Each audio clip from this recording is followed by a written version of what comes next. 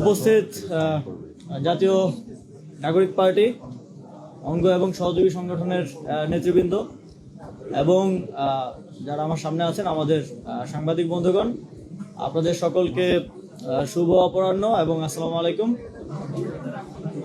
আজকে আমার জন্য একটা খুবই গুরুত্বপূর্ণ দিন। অনেকগুলো গুরুত্বপূর্ণ সিদ্ধান্ত আজকে হয়েছে এবং আপনারা ইতিমধ্যে জাতীয় নাগরিক পার্টির সম্মানিত আহ্বায়কের পক্ষ থেকে জানতে পেরেছেন।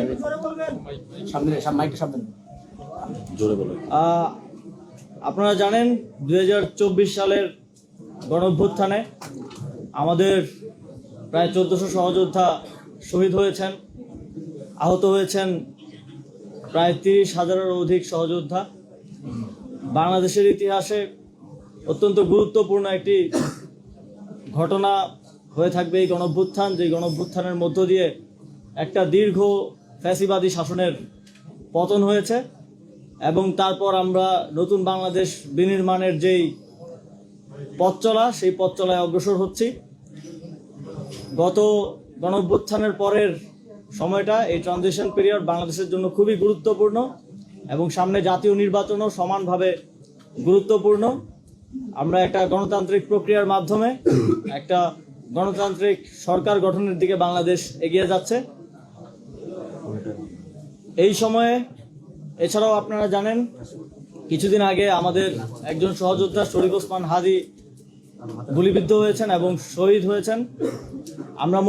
আমি মনে করি যে এই সময় জুলাই গণঅভ্যুত্থানের সকল শক্তিকে ঐক্যবদ্ধ থাকা এবং ঐক্যবদ্ধ রাখা সমানভাবে গুরুত্বপূর্ণ এবং একই সাথে এই গণঅভ্যুত্থানের যে আকাঙ্ক্ষা, শহীদদের এবং শহীদদের পরিবারের, আহতদের যে আকাঙ্ক্ষা, বাংলাদেশের লক্ষ কোটি মানুষ যারা রাজপথে নেমে এসেছিলেন জীবনের তোয়াক্কা না করে, তাদের যে আকাঙ্ক্ষা, সেই আকাঙ্ক্ষা বাস্তবায়নের জন্য এই নির্বাচনকে কেন্দ্র করে আবারও সময় এসেছে ঐক্যবদ্ধ হওয়ার।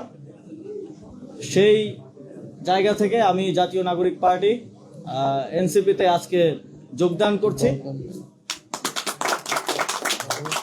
এবং আমি আসন্ন ত্রয়োদশ জাতীয় সংসদ নির্বাচনে অংশগ্রহণ করছি না। আমি মনে করি যে আমার একজনের সংসদে যাওয়ার থেকে আমাদের জুলাই গণঅভ্যুত্থানের সহযোদ্ধাদের আরো অসংখ্য সংখ্যায় সংসদে যাওয়ার ক্ষেত্রে যদি আমি অবদান রাখতে পারি, আমার দায়িত্ব যথাযথভাবে পালন করতে পারি, তাহলে এর থেকে বড় সাফল্য আর কিছু হতে পারে না। এবং এই নির্বাচনে যেহেতু আজকে যেই নমিনেশন জমা দেওয়ার শেষ দিন ছিল, সবাই নমিনেশন জমা দিয়েছেন।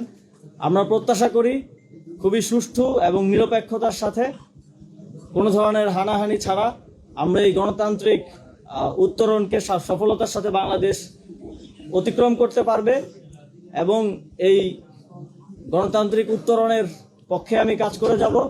এবং একই সাথে আপনারা জানেন এই নির্বাচনে 2টি ব্যালট থাকবে।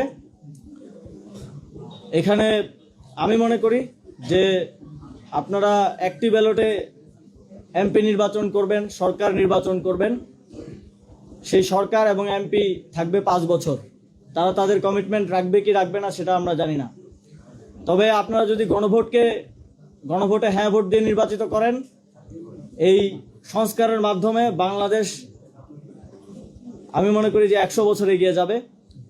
এবং একই সাথে আমি আমার যে দায়িত্ব পেয়েছি দলের পক্ষ থেকে, একই সাথে আমার সহযোদ্ধাদেরকে নির্বাচিত করার জন্য আমি সর্বোচ্চ চেষ্টা করব এবং একই সাথে গণভোটে হ্যাঁ ভোটকে জয়যুক্ত করার জন্য জাতীয় নাগরিক পার্টির পক্ষ থেকে আমরা আমাদের সর্বোচ্চ চেষ্টা করে যাব।